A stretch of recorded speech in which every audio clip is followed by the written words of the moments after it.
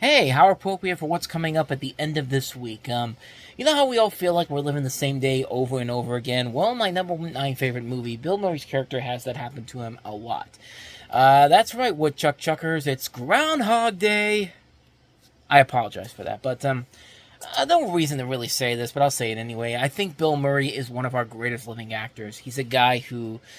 here's a guy who's managed to branch out from big time from doing mostly comedic roles so much of the early part of his career, with a couple of occasions of jumping into more serious territory that maybe didn't get the best reception overall, but they are enjoyable to watch in their own ways. But he did find the gap to venture into more dramatic territory in the latter half of his career, and I think Groundhog Day really was that first attempt into that other venue where it actually did really work. This movie is a comedy, but there are definitely moments in here where you do believe when he has to be serious, when he has to be a little dramatic at times, it definitely feels like he's putting it all into it. But the plot of this movie, if you don't know what it is already, Bill Murray plays a Pittsburgh weatherman, Phil Connors, a job that he can't stand and plans to leave after his annual ride up to Punxsutawney to see a Punxsutawney Phil who will predict either 6 weeks of winter or an early spring. After the ceremony, a freak snowstorm hits and closes all the roads back to Pittsburgh, forcing Phil, cameraman Larry, played by Chris Elliott, and producer Rita, played by Andy McDowell, to spend the night back in Punxsutawney, something Phil doesn't want to do.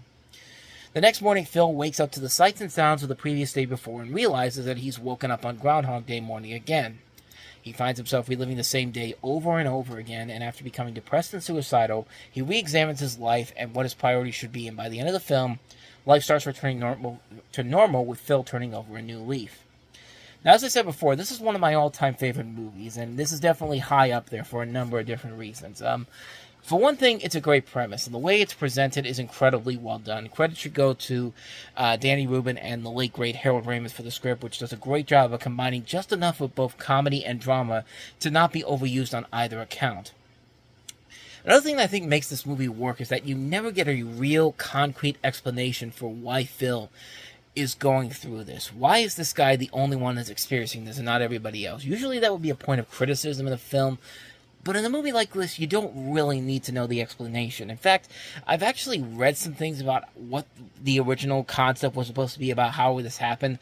It apparently involved like a psychic or something like that. I remember reading this from one of the Groundhog Day DVD brochures they had inside of there. I think it actually said what was going on there, but yeah, it's good that they don't explain it here. You don't really need to know what the explanation is, but it's just about the way it's played out, and the way it's played out, I'm glad they didn't explain what happened, because it doesn't really need to be explained why this is happening to him. And of course, the cast is great here. Bill Murray, this is probably my favorite performance of his career, but then again, Bill Murray never really puts in a bad performance. He knows when to pick the right movies, for the most part. I won't even sugarcoat it. He's made some bad movies, but even in those bad movies, he's always trying his best. You can tell that he's committed to this. I mean, he's one of the reasons why I kind of like the Garfield movies. They're not good movies, but he knows how to make comedy work, even in movies that usually would be really, really terrible. And in here, it's easily my favorite performance of his. It's really him at his absolute best. Andy McDowell, I think, is as good of a character in the movie, because when she comes off as just kind of the love interest of the film. But as the movie progresses and you kind of learn more about her character, you feel just as much for her as you do with Phil, and their chemistry on screen works really well here, too. And it's very tricky how to do this, because these two have to go through so many different levels of the relationship. The two have to really get to know each other at first, and then Andy McDowell has to let Bill Murray know that the moves that he's trying to put on her aren't really working. And I like the fact that there's a part in the movie where you think they're finally going to get together, and all of a sudden he does the wrong thing, and then every day that comes afterwards, it's always one step behind. Like in the first time, it's always it's them in the bedroom, and then the second time around, they can't get past the front of the bed and breakfast, or the place where they build the snowman, or the place or the hotel. Like, it seems like progressively he's getting worse and worse every time. It's well done too. It's just one of the great elements of this movie in general. Chris Elliott delivers some good lines, too, here and there. He's kind of underused here, and maybe that's just me. I mean, maybe that's just me thinking about that, but I feel like you should have used him a little bit more. But he's perfectly fine in this movie.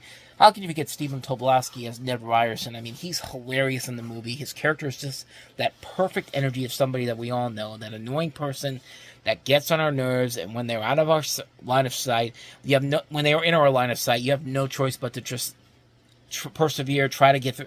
And I love how every time Phil sees Ned, like every time he's trying to get away from him, but every time he sees him, it's just like it's just like do whatever it takes. Like if you have to just run away or just punch him in the face or something like that, until the point where he realizes that you kind of need to talk to get the movie going here. But he's great in the movie. Probably the only flaw I have with the movie is not even with the movie itself; it's the setting.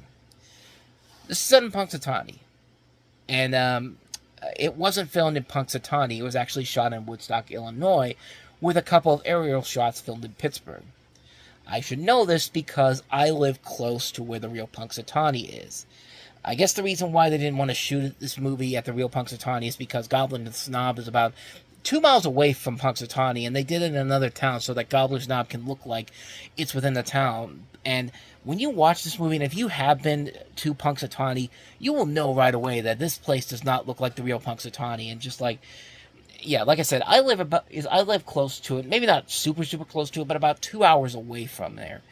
And I have family that live up there too, and they can tell you that Punxsutawney in this movie does not look like the real Punxsutawney. Like, Punxsutawney is a really small town, and here they make it look like it's still a small town, but it's much bigger in this movie than it actually is in real life, and that should pretty much tell you like what they did here. And I think they actually did try to go to the real Punxsutawney, but then they realized that they couldn't do everything they wanted to do, so they had to just build a town and call it Punxsutawney. Like, it's a nitpicky thing. It doesn't really hurt the film in general, but I get why they did it. I get why they did it, though. But bottom line, Groundhog Day, it's a movie that works on nearly every level. It's my favorite Bill Murray film, and he provides both his usual comedy antics and a little preview into his dramatic abilities that he would show later on in the rest of his career. But, much like with Planes, Trains, and Automobiles at Thanksgiving, Nightmare Before Christmas at Halloween, Home Alone and A Christmas Story at Christmas, this is one I have to watch every February 2nd.